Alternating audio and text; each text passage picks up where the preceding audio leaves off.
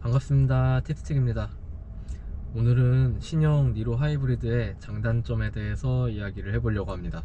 제가 회사에서 1세대 D2니로 초창기 모델, 전기형 모델이죠. 그 모델을 처음으로 접해보고 이게 참 괜찮은 차다 라는 생각이 들어서 1세대 D2니로 페이스리프트 모델, 후기형 모델이죠.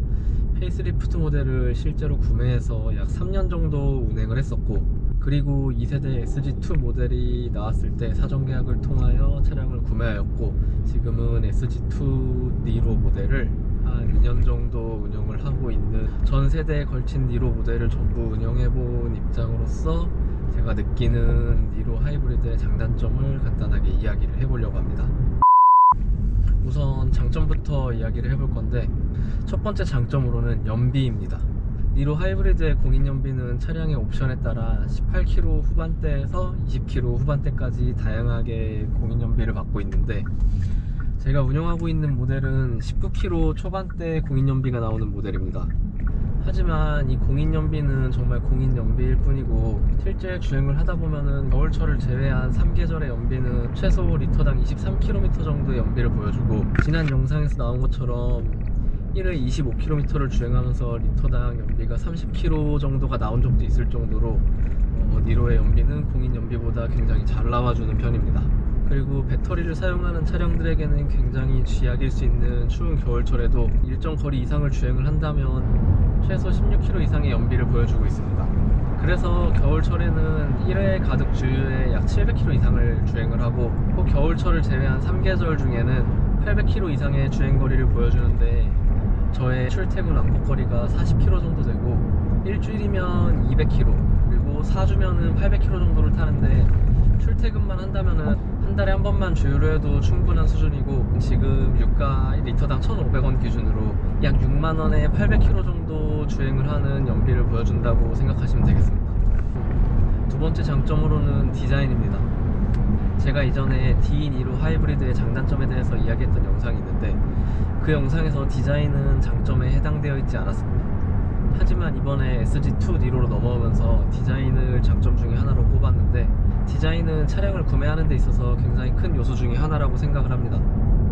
현대기아 자동차에는 같은 플랫폼과 같은 부품을 공유하는 차량들이 많은데, 이 차량들의 판매량만 봐도 알 수 있듯이 현대자동차의 디자인이 조금 좋지 않게 나오고, 기아자동차의 디자인이 굉장히 좋았던 시절 판매량을 생각해보면은 항상 판매량에서 지고 있던 기아자동차가 어떤 차량은 판매량을 거의 따라잡기도 하고, 어떤 차량은 심지어 판매량을 역전하기도 할 정도로 디자인은 차량의 선택함에 있어서 굉장히 큰 요소라고 생각이 됐기 때문에 두 번째 장점으로는 디자인을 꼽았습니다.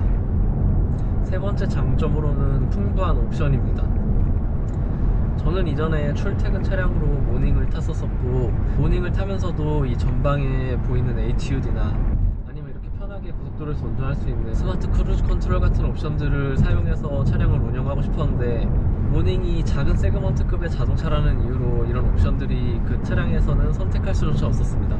하지만 요즘은 모닝이나 캐스퍼 같은 경차급에도 금액만 지불한다면은 이런 편리한 스마트 크루즈 같은 옵션을 선택할 수 있듯이, 세그먼트가 낮은 차들에도 좋은 옵션들이 들어와 주었죠.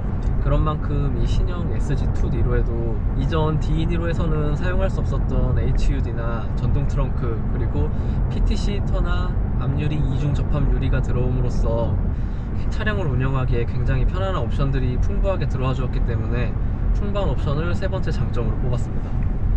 네 번째로는 넉넉한 뒷자리입니다. 니로라는 차량이 작은 차량이긴 하지만 그래도 휠베이스가 꽤 긴 편이어서 뒷자리에 무릎 공간이 꽤 잘 나오는 편인데, 그래서 가끔 부모님을 뒷자리에 태우거나 아니면 뒷자리에 카시트에 아기를 태우고 내릴 때도 불편함 없이 이용을 하고 있기 때문에 넉넉한 뒷자리를 네 번째 장점으로 뽑았습니다. 다음으로 단점을 이야기해 보려고 하는데요. 첫 번째 단점으로는 출력입니다. 니로 하이브리드는 105마력의 자연흡기 엔진과 그리고 32kW 파워의 전기 모터를 사용하고 있는 파워트레인을 가지고 있는데, 시내에서 주행을 할 때는 출발 가속 시에 전기 모터가 출력에 도움을 주기 때문에 다른 차들과 리듬을 맞춰서 출발하는 데 있어서 그렇게 답답하거나 느리다는 느낌을 받지는 못하고, 다른 차량들과 맞춰서 비슷하게 주행을 할 수 있을 정도의 출력을 보여주는데, 고속도로에서 주행을 하고 있을 때는 이미 모터가 관장할 수 있는 속도의 영역을 넘어간 상태이고, 그렇기 때문에 추월을 하려고 이렇게 엑셀을 밟아보면 굉장히 RPM을 많이 사용하면서 차량이 힘들어하는 모습을 볼 수 있어요. 그래서 고속도로에서는 추월 가속이나 이런 부분에서 부족한 출력을 보여주기 때문에 첫 번째 단점으로는 출력을 뽑았습니다. 두 번째 단점으로는 부족한 트렁크 공간입니다.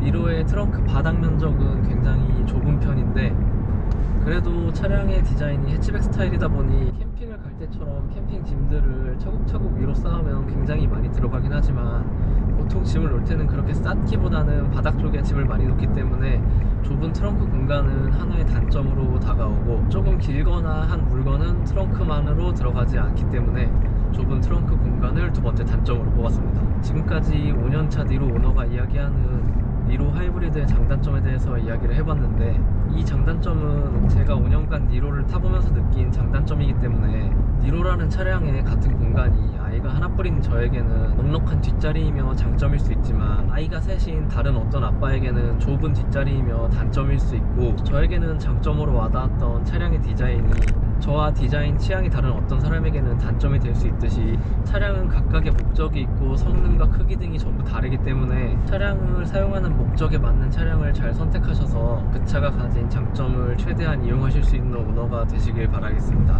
영상은 여기까지이고, 영상이 유익하셨다면 구독과 좋아요, 알림 설정 부탁드립니다. 바이바이.